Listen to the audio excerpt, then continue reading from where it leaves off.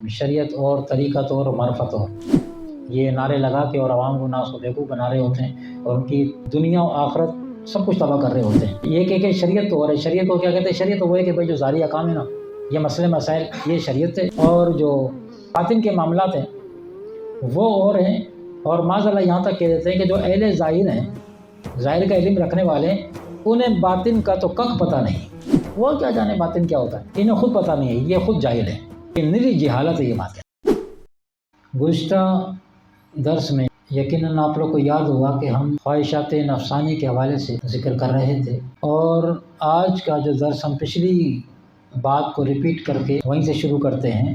حضرت سیدنا مجدد الافسانی شیخ احمد فاروقی سرہندی رضی اللہ تعالیٰ فرماتے ہیں کہ بندہ جب تک خواہش نفس میں لگا رہتا ہے اس وقت وہ بندہ نفس اور مطیع شیطان ہوتا ہے۔ بندہ جب تک اپنی خواہشات نفسانی میں لگا رہتا ہے اس وقت وہ بندہ نفس اور مطیع شیطان ہوتا ہے۔ یہ نعمت عظمیٰ یعنی بالکل خواہش نفس سے پاک ہو جانا خالص ولایت کے حاصل کرنے سے وابستہ ہے اور کامل ترین فنا و بقا پر موقوف ہے۔ ہر شخص کو یہ مرتبہ حاصل نہیں ہو سکتا۔ میں کہتا ہوں کہ اس مرتبے پر پہنچ کر صوفی تقدیر الہی کو پسند کرتا ہے۔ یہاں میں سے مراد امام ربانی رحمۃ اللہ علیہ۔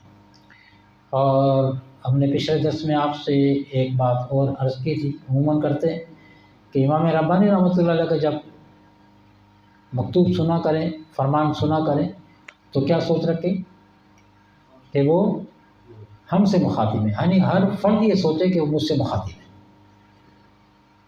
تو پھر بات سننے کا لطف بھی آتا ہے اور بات سمجھ میں بھی اچھی طرح آتی ہے۔ آپ کو پتہ ہو نا کہ کوئی آپ کو مخاطب ہے تو یہ ادھر ادھر کسی اور سے نہیں، مجھ سے مخاطب ہے، تو آدمی پھر توجہ لگاتا ہے، اپنے دل کی کانوں سے بات سنتا ہے۔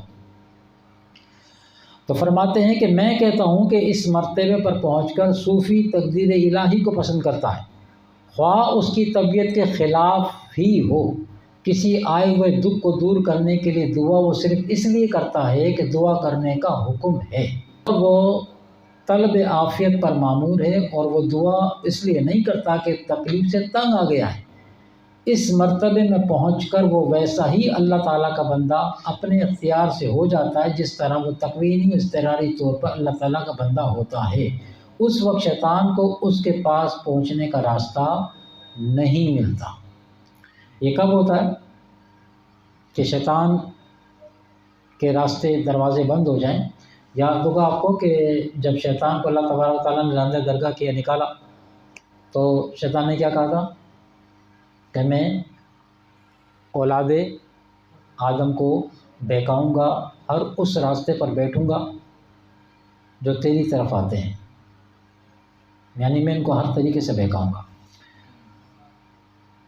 تو اللہ تبارک و تعالیٰ نے شاہ فرمایا تھا کہ میرے جو میرے بندے ہیں، جو میرے بندے ہیں وہ تیرے کہنے میں نہیں آئیں گے۔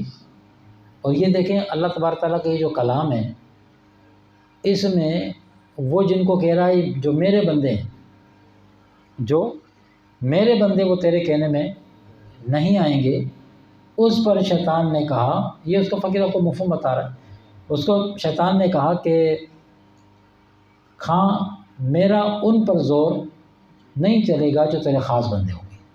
یہ اس نے اعتراف کی، کوشش میں کروں گا۔ اس نے اپنی کوشش سے انبیاء کرام کو بھی نہیں چھوڑا، انبیاء علیہ السلام پہ بھی وار کیے ہیں۔ وہ کہتے ہیں کہ بچھو کی فطرت میں ڈنگ مارنا ہے۔ بچھو کہتے ہیں پانی پہ سے بھی گزرے گا نا ڈنگ مار کے جائے گا، پتھر پہ سے گزرے گا ڈنگ مار دے گا، اس کی فطرت میں ڈنگ مارنا ہے، ڈسنا ہے اس کی فطرت میں۔ تو شیطان کی فطرت میں کیا ہے؟ بہکانا۔ کوئی بہکے یا نہ بہکے اس نے کوشش ضرور کرنی ہے۔ اب اسے پتہ ہے کہ انبیاء کرام پہ میرا زور نہیں چل سکتا، وہاں کیا ہے؟ تو اللہ تعالیٰ کی مخلوق میں انبیاء علیہ السلام سب سے افضل ترین گروہ ہے، مقدس ترین گروہ ہے۔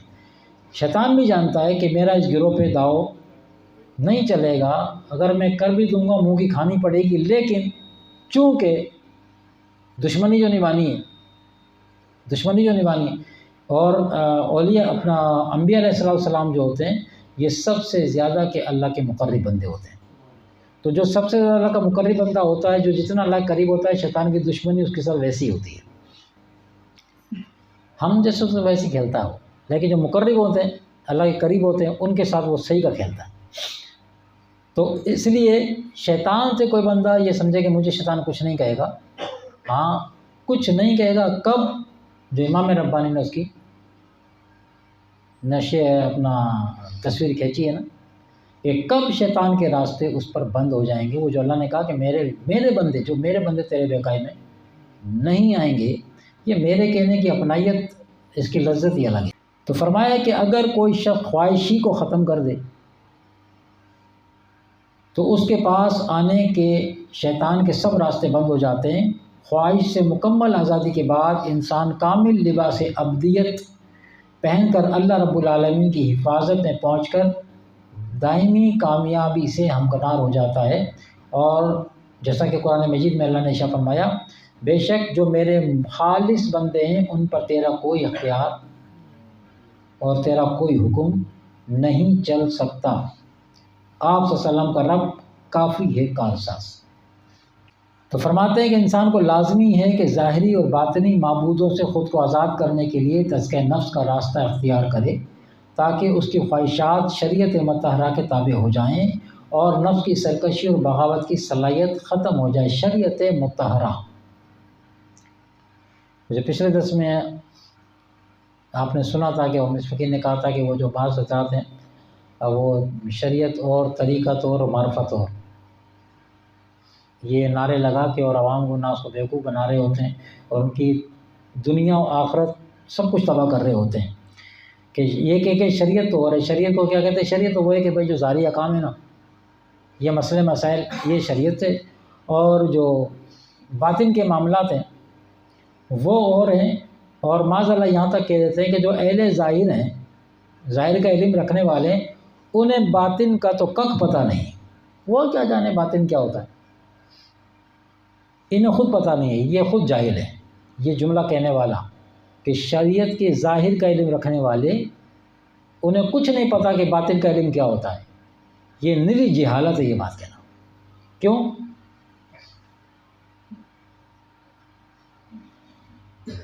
طریقت جو ہے وہ ایک حال ہے، کیفیت کا نام ہے، ٹھیک ہے؟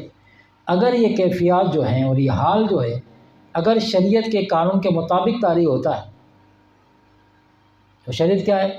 آقا علیہ السلام کا طریقہ۔ اگر اس طریقے سے یہ حال قائم ہوتا ہے، باطن کا معاملہ قائم ہوتا ہے، پھر تو سبحان اللہ، سونے پہ سہاگا ہے۔ لیکن اگر حضور کے طریقے سے متصادم ہو جائیں یا ٹکرا جائیں تو پھر تو نظام سارا برباد ہو کے رہ جائے گا۔ اور شیطان اسی چیز کو لوگوں کے ذہنوں میں خوبصورت کر کے دکھاتا ہے، طریقت کے اور روحانیت کے نام کے اوپر وہ لے اڑتا ہے۔